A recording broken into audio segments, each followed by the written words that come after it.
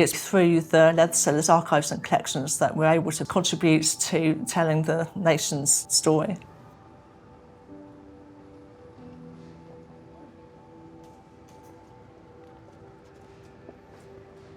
This rather wonderful head that I have here on the table is actually the head of a mermaid sculpture that was made by the distinguished Danish sculptor Caius Cibber in the 17th century. It originally was positioned on top of a large pump in what's now St Helens Place next to Leathersellers Hall. The pump was sold off when the buildings that were previously on the site were all demolished in 1799. The mermaid was thought to be gone forever. However, then in the 1920s there was excavation work going on in St Helens Place and the mermaid's head was discovered embedded in brickwork. You can see here that the mermaid had two rather unusual features. So first of all, she actually had two tails. She had two fish tails. Another unusual feature was that the mermaid had internal ducting, which meant that water actually flowed out of the mermaid's chest. On the high days and holidays, wine was substituted for the water. However, we do have evidence in the archives that on some occasions economies were made.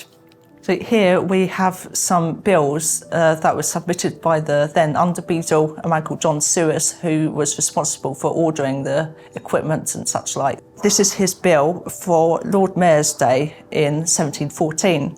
And you can see here that he's ordered stuff to colour the water to run and cleaning the mermaid. This stuff to colour the water was dye, which must have been cheaper than wine.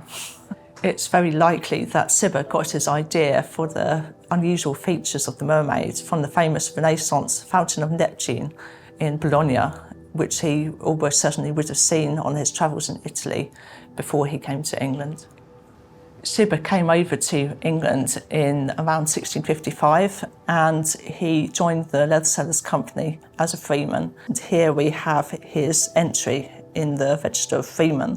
This records he joined the company on the 3rd of April 1668. In 1679, Cibber became a more senior member of the company. He became a liveryman. However, thanks to a rather severe gambling habit, he was almost perpetually in debt and he was in fact imprisoned for debt in the Marshalsea and King's Bench prisons for most of the 1670s. Therefore, when the time came for him to pay his fee to join the livery of the company, he asked the company whether he could be excused from paying. This historic minute book of the company records that the Court of Assistants agreed that in lieu of paying his livery fee, make some pretty figure of his own invention that should be ornamental to the hall. And of course, the mermaid is what resulted.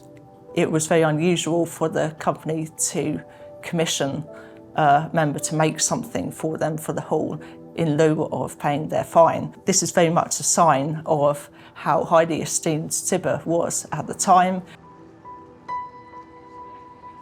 Cibber was by this time recognised to be a very distinguished sculptor. He'd quite recently finished making the frieze around the base of the monument, working closely with Sir Christopher Wren. Cibber ended his days working at St Paul's Cathedral, again with Sir Christopher Wren. His work there included this relief on the south transept pediment of Phoenix rising from the flames and the Latin inscription Resurgam, meaning I will rise again.